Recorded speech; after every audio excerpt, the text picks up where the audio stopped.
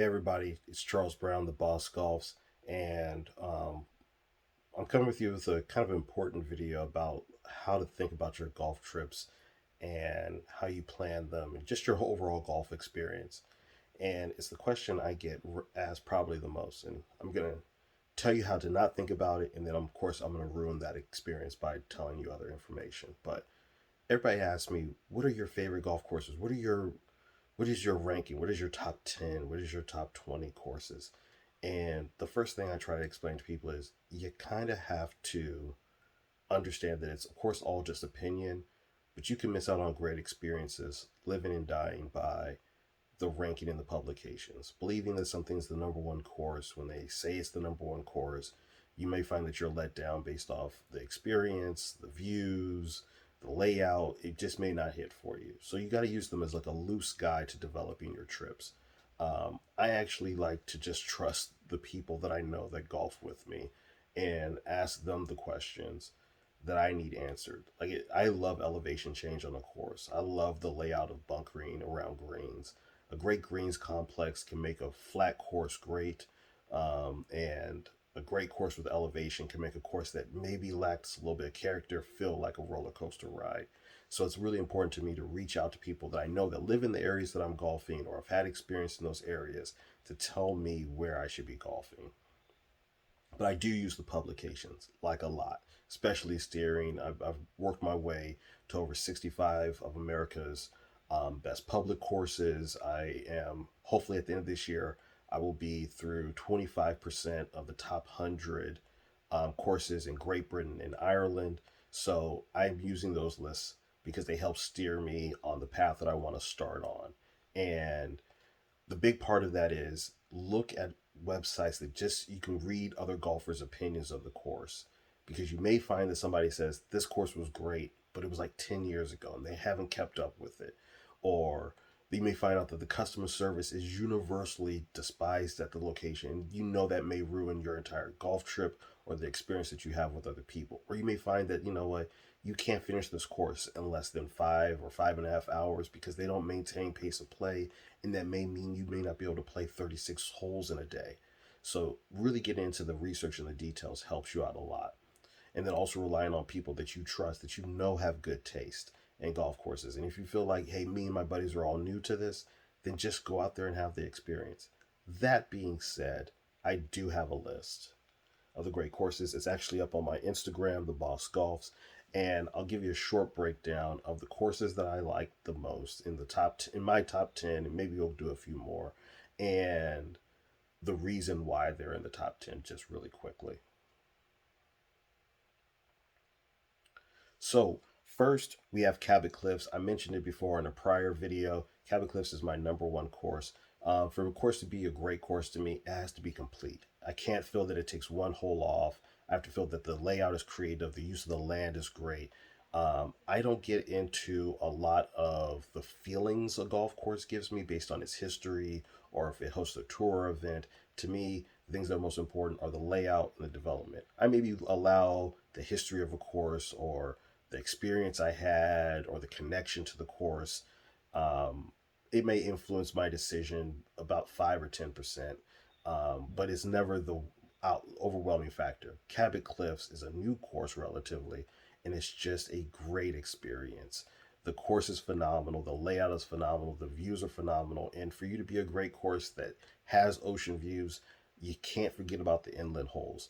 You can't have me thinking that I'm going to be taking off 9 holes just for to enjoy a few coastal holes. And so sometimes I play great courses, but it's just constantly lacking in my mind the experience just because you had 7 great nonstop jaw dropping experience holes. But then I was just like, but what about that weak, horrible golf experience I had in the middle of the round? So that is the reason Cabot Cliffs is my number one. Number two is my second. It's really a tight fit. Is Royal Portrush in Northern Ireland. It is a complete course and it's challenging. It may really feel engaged. I cannot wait till the Open returns there, and so I can watch it again. It was a brute of a course. every hole means something. Every hole is strategic, swallowed in dunes, and they even have a few holes with outstanding views and a great experience. So you can watch families on the beach as the oceans crash into the beach side right as you're about to tee off. And that hole's aiming you away from the beauty. When most people are telling you that all the beauty has to be along the coastline, Ireland in their links courses always put the priority on quality golf. Next, and we're staying in Ireland, is Cairn. Cairn is unbelievable. It is like you are playing on a planet in which they only value golf. It is one of the best golf experiences outside of the fact that it's so far out and it seems like nobody has really gotten to it, but everybody's talking about it. There's a reason why. It's one of the best experiences. Get out to the wild Atlantic dunes, extremely friendly staff, extremely friendly membership, one of the best walks I've ever had. Play all 27 holes. It is an experience you don't want to miss out. Eddie Hackett is one of the best course designers I've ever heard of. And it wasn't until I got to Ireland that I truly understood the genius that he has. Next, and this is also from last year, is Punta Espada. Punta Espada is a great resort course, and sometimes the resort courses are lacking, but it has that fundamental thing that the whole course is great. Great beachside holes, waves crashing, mist hitting you, all the experiences you want. The second hole is a beautiful hole that you often see in pictures, in which the ocean is the backdrop. The ocean actually sweeps into a little inland area and almost creates an island green like effect. It's an experience you don't want to miss. The course is in pristine condition. It's in the Dominican Republic. The inland holes are phenomenal. Jack Nicklaus and his team designed a course that is a great experience that you will not want to miss. Coming in as my number one course and my first course I'm going to mention that's in America is Pebble Beach. Pebble Beach is my favorite course. It has really a lot of the great things that you want out of a course, a lot of great holes. The inland holes are not jaw dropping. They're really good and you get some good ocean views while you're still playing them. But a lot of them, you'll just be like, this feels a little lacking. Those limitations I felt are because of the terrain, not because of design. But those holes that you're catching from 4, 5, 6, 7, 8, and 9 are iconic for a reason. And there are holes that you just have to play. And like I said, it was just a little bit more. It has just that number one golf experience. It has that history on it. You've seen it every year. It hosts the U.S. Opens. It's definitely a course that you should have on your bucket list. And it would be ranked higher, and it used to be my number one course, but I started playing a lot out of the country and seeing some different things. Next, taking us back to Ireland, not too far from Cairn, the best 36-hole day of golf I have ever played is at Innisfallen. Innisfallen was the first course, and Innisfallen almost had me disappointed because its first starting off hole seems as boring, as mundane as can possibly be, but it opens you up to a doorway of phenomenal golf. As you start to walk your way up to the first green, you're thinking, well, this is nice, but this isn't great. You really don't understand what you're about to be in store for. Um, it's just phenomenal. And like the one thing you have to understand about these courses and the rankings that I'm giving them is you can interchange a lot of these courses, but they're in my top 10 for a reason. Inniscrone is moving, it is beautiful, it is challenging, it is fun, it has some quirkiness to it. It's everything that you're going to want out of a great golf experience. Next, back to America is Whistling Straits. Got on the shirt. Just Pete Dye being Pete Dye, especially when you think about what that terrain was before he got to it and how he built it and create a linkside experience, a linkside feeling experience. Let's be kind of clear about that. In northern Michigan, the anchor probably of any great Wisconsin golf trip. Wisconsin is my number one state to visit for a golf trip. You can probably run 3 or 4 great golf trips, but one of those golf trips has to have Whistling Straits in it.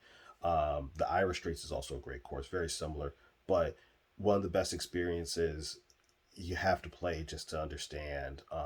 Could easily be your number one course. that you've ever played. Great experience, a lot of great courses there, a lot of great courses all throughout Wisconsin.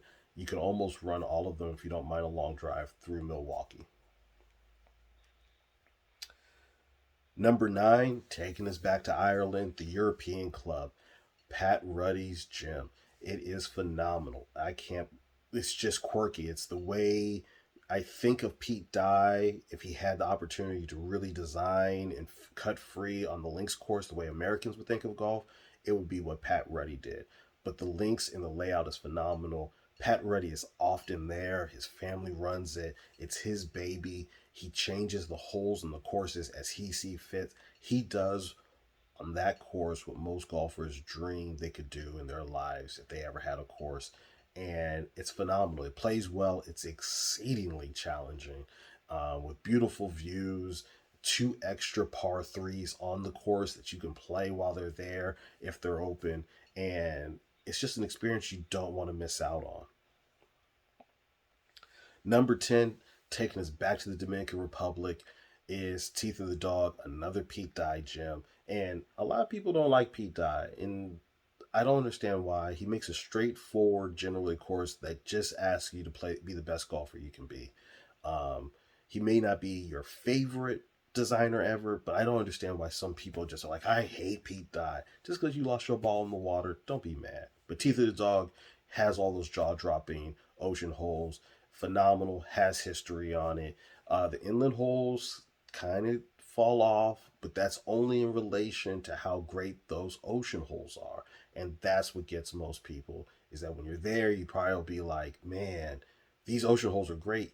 It's not like the inland holes are bad. It's just that they don't match the greatness of those ocean holes. But to me, he does have the best usage of the ocean holes in the whole Dominican Republic. And while Punta Espada has the best overall course, in my opinion, the best holes on the water are at Teeth of the Dog.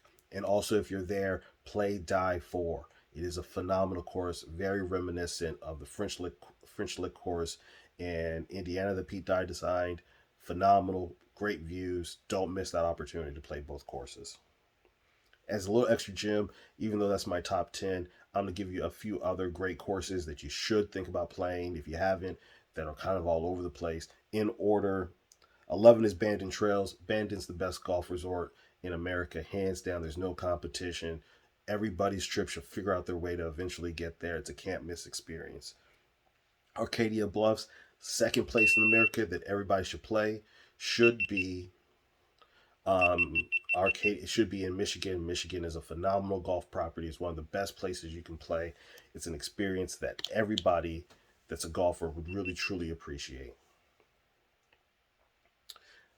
Finally, getting to Scotland. I haven't mentioned Scotland. Scotland is a phenomenal place to play golf. It is up there with Ireland. I slightly favor Ireland, but I have to get back to Scotland to play more golf. Kingsbarns. Kingsbarn is phenomenal. Hosts the European Tour, one of the best courses you'll ever play. It feels 1,000 years old, but it's actually relatively new. The membership, the caddies, everybody is great there. The layout is phenomenal. One of the coldest, roughest days brought me the most joy playing at Kingsbarn. Scotland is a can't miss experience. Next, and I actually think I have the bag tag right here for it, is Bethpage. Just love it. Can't miss experience. One of the best golf courses I've ever played in my life. And it's reasonable. It's a public course. It's something that you can go out there and play with your buddies. A little bit of planning, maybe sleeping in the parking lot. You can get out there, have play a classic that hosts the Open, that's hosted the PGA Tour. It's a Munich course. It's in great conditions. Also, maybe get out there and play the red course. I actually think it's a little bit harder, but it's worth the play. Next is Bandon Dunes, my second favorite course at Bandon. I would probably rank them. I haven't gone back to play the Sheep's Ranch yet, but I would rank it Bandon Trails, Bandon Dunes, Pacific Dunes, and Old Mac. All of them great. All of them can stand alone.